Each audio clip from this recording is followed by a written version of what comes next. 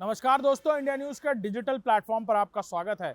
मैं अभिषेक सिंह। उत्तर प्रदेश के वाराणसी से यूपी एटीएस ने तुफैल नाम के एक युवक को गिरफ्तार किया और गिरफ्तारी के बाद कुछ बड़ी बातें सामने आई। तुफैल जो असल में भारत के खिलाफ पाकिस्तान के प्रोपेगेंडा को सोशल मीडिया पर फ्लोट करके अलग अलग तरीके से आगे बढ़ाने की कोशिश कर रहा था।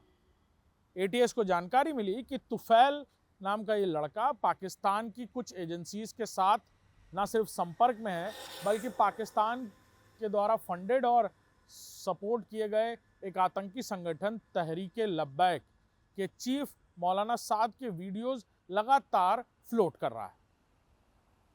तुफैल की जब गिरफ्तारी हुई तो उस वक्त भी उसने अपने मोबाइल फ़ोन को डिस्ट्रॉय करने की कोशिश की, यानी पूरी तरह से निस्तो नाबूद करने की कोशिश की, लेकिन वो ऐसा कर नहीं पाया।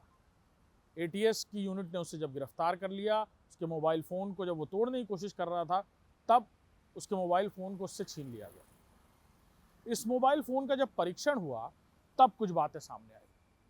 पता चला कि तुफैल जो अपने जिहादी मंसूबों के तहत सोशल मीडिया पर किस तरह वो सोशल मीडिया पर जिहाद छेड़ पाए, इसको लेकर बहुत सारी चीज़ें एक्सप्लोर कर रहा था। ऐसे में उसने पाकिस्तान की कई सारी सोशल मीडिया साइट्स, कई सारे सोशल मीडिया हैंडल्स पर अपनी जगह बना ली थी। वहीं से वो पाकिस्तान के एक सोशल मीडिया ग्रुप पर भी ऐड हो गया।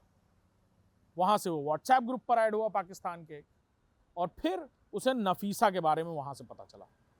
नफीसा पाकिस्तान के फैसलाबाद की रहने वाली एक महिला, जिससे तुफैल की शुरुआती दोस्ती होती है, और फिर नफीसा तुफैल को हनी ट्रैप करती है। तुफैल को शुरू में बातचीत में उसने बताया कि कैसे वो भारत के खिलाफ काम कर सकता है, कैसे वो वहाँ की वाइटल इंफॉर्मेशन पाकिस्तान को दे सकता है, और जिसके एवज में बाद में उसे एक अच्छी ज़िंदगी, ऐशो आराम भरी ज़िंदगी मिलेगी। वो वहाँ पर सोशल मीडिया के ज़रिए मुस्लिम नौजवानों को इकट्ठा कर सकता है, और उसने ही, यानी नफीसा ने ही, उसे तहरीके लब्बैक जो एक आतंकवादी संगठन है, उसके चीफ मौलाना साद के कुछ वीडियोस भेजे।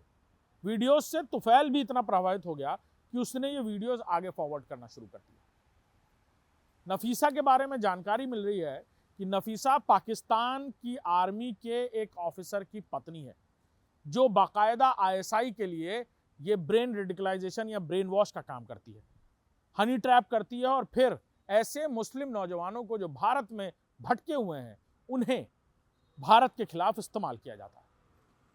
तुफैल ने भी कुछ ऐसा ही किया। उत्तर प्रदेश के अलग अलग ज़िलों में वो जाता रहा, जो मुस्लिम बाहुल्य इलाके हैं, वहाँ पर पढ़े लिखे नौजवानों को इस तहरीके लब्बैक संगठन से जोड़ने की कोशिश करता रहा। धार्मिक सभाओं में जाकर ये बताता रहा कि जैसे पाकिस्तान में शरीयत और इस्लामिक कानून को विधिक जगह मिली है, वैसी भारत में भी मिलनी चाहिए। इसको लेकर मुस्लिम नौजवानों को आगे आना होगा, सोशल मीडिया पर एक जंग शुरू करनी होगी। ये सारी बातें वो कर रहा था। 800 से ज़्यादा नंबर एटीएस ने सर्विलांस पर लगाए हैं, जिनसे तुफैल लगातार व्हाट्सएप के ज़रिए जुड़ा हुआ था। उन्हें ये मौलाना साद की वीडियोस भेज रहा था, कई सारी भड़काऊ वीडियो भेज रहा था, कई सारे मैसेजेस भेजता रहता था, जो आईएसआई के द्वारा प्लांट की जाती थी। और भारत में सोशल मीडिया में ये प्रोपेगेंडा, पाकिस्तानी प्रोपेगेंडा और आगे बढ़ चढ़ कर बोले, इसको लेकर बाकायदा रिक्रूटमेंट या कहा जाए ब्रेन वॉश या रेडिकलाइजेशन तुफैल के जरिए नफीसा करवा रही थी।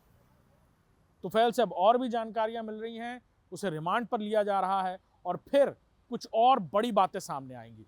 इस बीच तुफैल ने नफीसा को 2 बार तोहफे भी भिजवाए, एक बार नेपाल के रास्ते और एक बार पंजाब के रास्ते। एटीएस ये भी पता कर रही है कि असल में इन तोहफों में क्या था।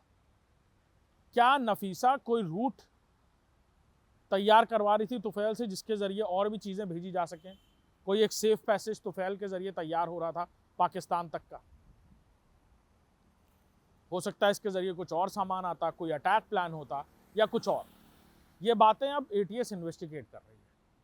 और भी कई सारी बातें हैं जो तुफैल अपनी शुरुआती पूछताछ में बता चुका है, लेकिन जब उसे रिमांड पर लिया जाएगा तब वो और भी बातें बताएगा। क्या वो अकेला था, कोई और भी लोग थे, क्या आईएसआई के हैंडलर से उसकी मुलाकात भी हुई, नफीसा कहने पर उसने और क्या क्या किया, कौन सी जानकारियां भारत की उसने पाकिस्तान को पहुंचा दी।